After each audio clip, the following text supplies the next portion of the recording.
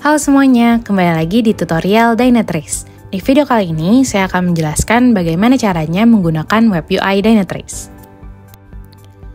Pertama, rekan-rekan perlu melakukan login ke environment atau ke tenan rekan-rekan sekalian.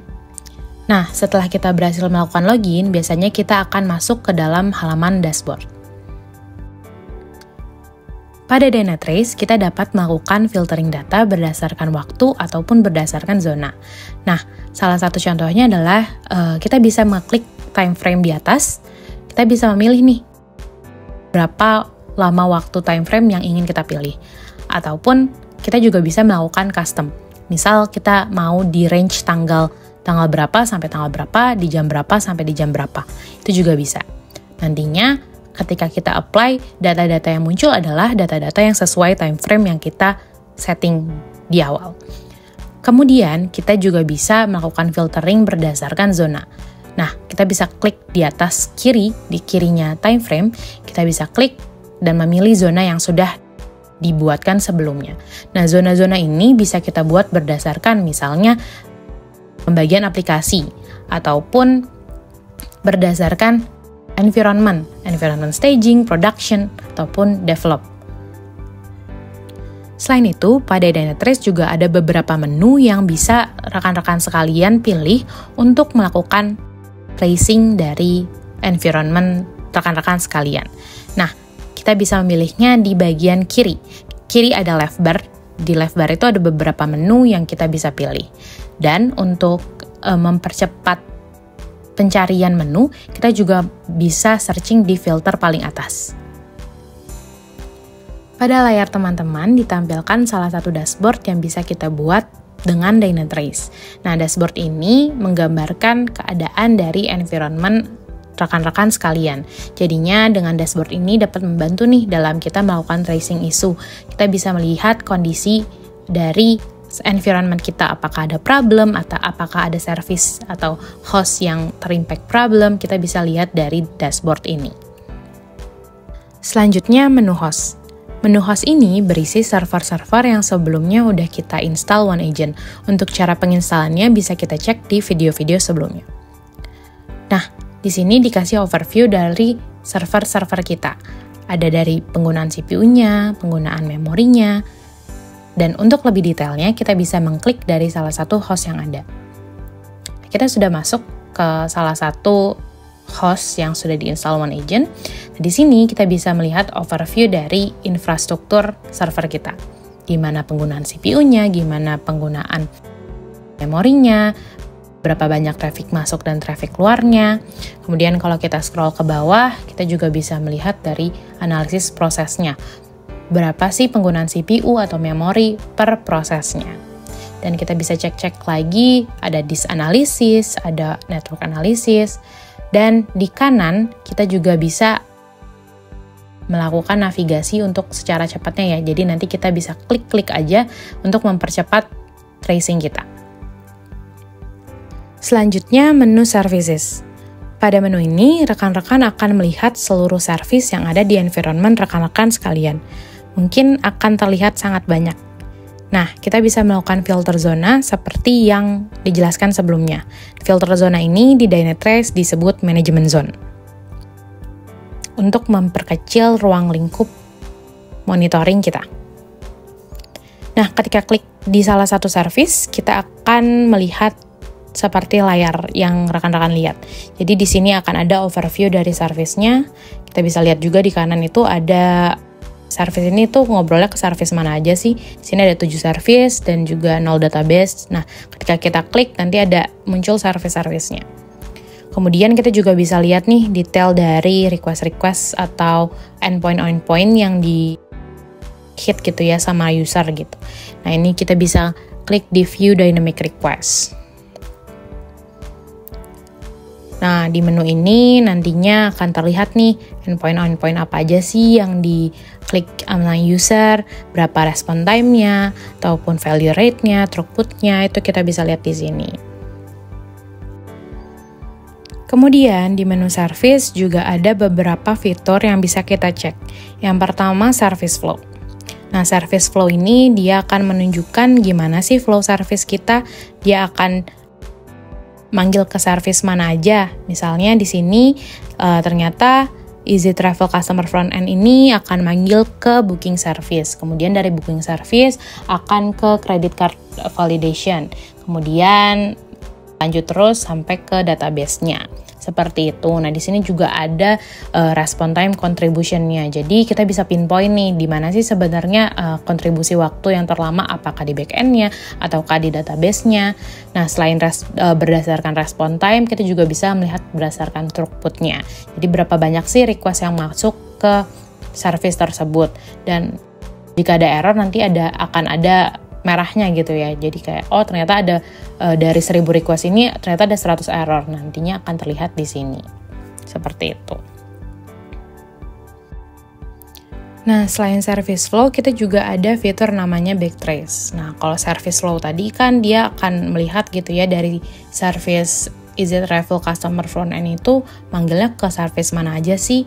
Nah, kalau backtrace itu dari belakang. Jadi si Easy Customer Front End ini dipanggil oleh siapa sih gitu. Nah, itu kita bisa lihat di sini.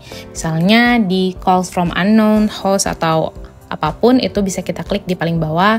Terus nanti kita bisa ngeklik client IP-nya, apakah ada client IP yang failed atau tidak, itu bisa kita lihat dari sini. Dan kita bisa lihat juga referring page-nya apa, endpoint-nya apa, itu juga kita bisa lihat dari backtrace ini. Jadi kita bisa lihat, ternyata endpoint ini nih yang ternyata failed-nya banyak, itu bisa kita lihat di sini. Selanjutnya distributed traces. Nah, distributed traces ini merupakan salah satu fitur dari Trace yang berguna untuk melihat traces dari endpoint-endpoint yang di-hit sama user. Nah, kalau kita buka nih, kita akan mendapatkan detail dari bagaimana request itu dijalankan atau bagaimana request itu diproses. Mulai dari turunan service-service-nya atau turunan ke database-nya itu bisa kita lihat. Kalau kita klik salah satu service-nya juga kita bisa lihat dari summary dari service-nya itu sendiri. Seperti topologinya, kemudian di metadatanya, URL yang di-hit, kemudian client IP-nya, client side metadatanya. Kemudian kita juga bisa lihat dari sisi timingnya. Berapa lama sih si service ini berproses gitu ya, processing time-nya berapa. Terus kemudian dari sisi code levelnya juga kita bisa cek di sini. Dan ketika ada error, tab error ini juga akan muncul gitu ya, dan memberikan errornya. Nah, kalau kita lihat juga, sebenarnya kita bisa lihat juga dari warna-warna biru ini dan kuning-kuning ini itu berapa lama sih di service ini berproses gitu ya. Jadi ini menggambarkan lamanya itu di mana sih, apakah di backend-nya, apakah di database-nya, seperti itu. Selanjutnya menu web. Nah, di menu web ini akan berisi seluruh aplikasi-aplikasi web kita yang sudah kita config nih sebelumnya. Nah, di sini juga dikasih lihat penilaian dari aplikasi kita, update ratingnya, yaitu dari 0 sampai 1. Semakin dekat ke angka 1, jadi semakin baik aplikasinya. Jadi nanti di sini ada warna-warnanya gitu ya, ketika dia oke gitu aplikasi kita atau user satisfy gitu ya sama aplikasi kita, nanti akan warna core-nya ya 80 ke atas atau warnanya hijau gitu. Jadi kalau misalnya mungkin tolerable itu nanti akan kuning gitu ya. Kalau misalnya emang frustasi banget nih user kita memakai aplikasi kita, dia akan warnanya merah gitu ya. Seperti itu. Nah, ketika kita klik salah satu aplikasi kita akan mendapat nih overview dari aplikasi kita ini. Mulai dari performance analisisnya, dari berapa banyak sih browser yang dia pakai itu yang paling banyak siapa, terus user type-nya juga paling banyak siapa, apakah real user, apakah robot gitu ya. Kemudian lama untuk load action, XHR action-nya, kemudian uptake rate-nya berapa, error-nya berapa. Kemudian juga di sini kalau kita mengaktifkan fitur synthetic monitoring, kita bisa tahu juga availability dari aplikasi kita gitu, dari berbagai kondisi yang kita berikan gitu ya. Terus di sini juga akan ada top user action-nya, dan dimana kalau kita lihat view details-nya kita akan bisa melihat action-action apa aja sih yang dilakukan oleh user kita. Kemudian di sini kita bisa lihat duration-nya gitu ya, apakah action ini durasinya lama gitu. Nah, ketika dia lama kita bisa lebih drill down lagi ke action ini. Kemudian kita juga punya view tentang user behavior-nya.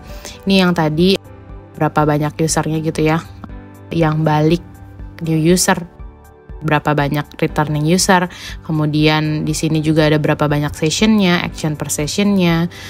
Kemudian ini kalau kita mempunyai ada conversion goal atau sesuatu goal yang kita udah set atau kita config sebelumnya, misalnya kalau misalnya user sampai ke check out gitu ya, itu artinya goal gitu ya, nanti ya berapa persen user itu sampai ke endpoint checkout itu.